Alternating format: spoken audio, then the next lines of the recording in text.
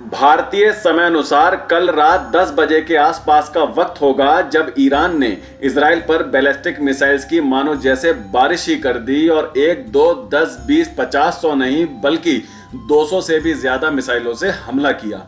इन मिसाइलों से इजराइल के 102 लोकेशंस को टारगेट किया गया था, जिनमें से कुछ मुख्य लोकेशन थी इजराइल की खुफिया एजेंसी मोसाद का हेडक्वार्टर, नेत्रा जरिम मिलिट्री फैसिलिटी, तेल नौफ इंटेलिजेंस यूनिट और नेवातिम एयर बेस।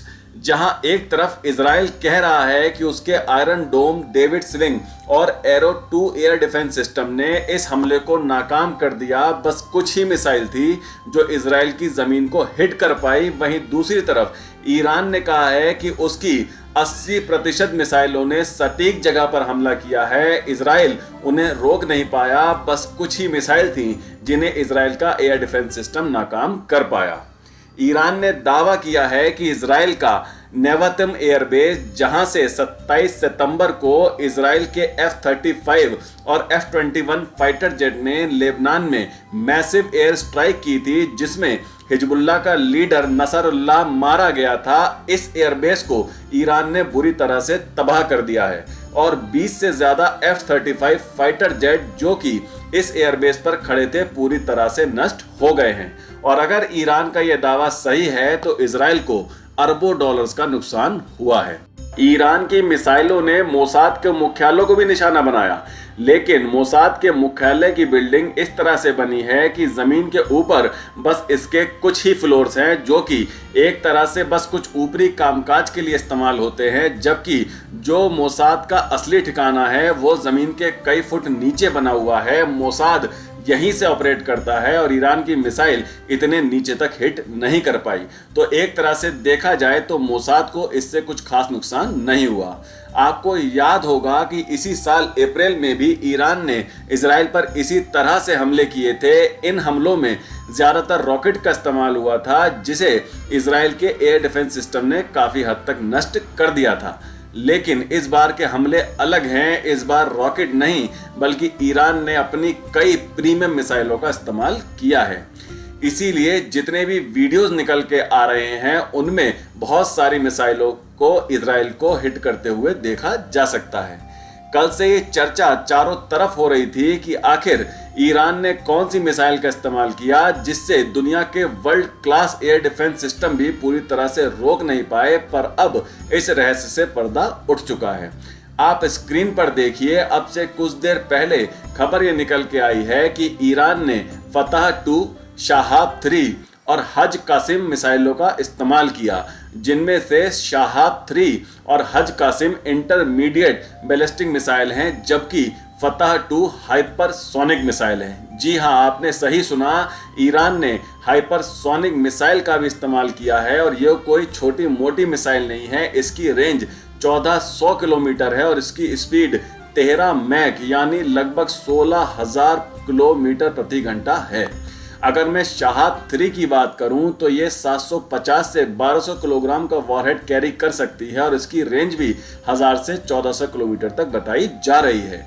हज कासिम मिसाइल की रेंज भी 1500 किलोमीटर तक है। इसमें 500 किलोग्राम का वॉरहेड लगा सकते हैं और ये भी एक इंटरमीडिएट बैलिस्टिक मिसाइल है।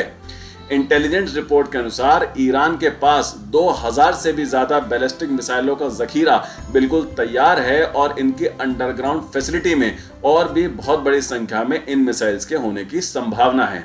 इसीलिए ईरान ने इजराइल को धमकी दी है कि अगर उसने ईरान पर पलटवार किया तो अगला हमला इससे भी कई गुना ज्यादा बड़ा होगा। लेकिन हम सब जानते हैं कि इजराइल रुकने वाला नहीं है। आईडीएफ ने तो कह दिया है कि वो इसका बदला जरूर लेंगे। ईरान को इस हमले की भारी कीमत चुकानी होगी। आज इजराइल ने लेबनान में अपने जमीनी हमले और तेज कर दिए और अब इजराइल एक साथ 4 मोर्चों पर युद्ध लड़ रहा है। एक तरफ हमास से, दूसरी तरफ लेबनान में हिजबुल्लाह से, तीसरा अब ईरान से और चौथा यमन के हूती विद्रोहियों से, जो यमन से रह रहकर इजराइल पर हमला करते रहते हैं। लेकिन एक देश ऐसा है जिसका सीधे तौर पर इस युद्ध से कोई लेना देना नहीं है। इजराइल ने उस पर कोई हमला भी नहीं किया है, फिर भी वो बुरी तरह परेशान है, घबरा रहा है और इस देश का नाम है तुर्की। इनके राष्ट्रपति अर्दोगान को डर सता रहा है कि कहीं लेबनान के बाद इजराइल तुर्की पर भी हमला ना कर दे। और ये मैं नहीं कह रहा हूं, आप स्क्रीन पर देख लीजिए। अर्दोगान कह रहे हैं कि इजराइल का हौसला बढ़ा हुआ है क्योंकि उसके हमलावर रुख को दुनिया से जितनी कड़ी प्रतिक्रिया मिलनी चाहिए थी वो नहीं मिली है और इजराइल को जल्द ही रोका जाना चाहिए। वो कह रहे हैं कि इजराइल पश्चिमी एशिया की स्थिति को बदलना चाहता है और तुर्की की संप्रभुता की रक्षा के लिए हम सभी तरीके अपनाएंगे।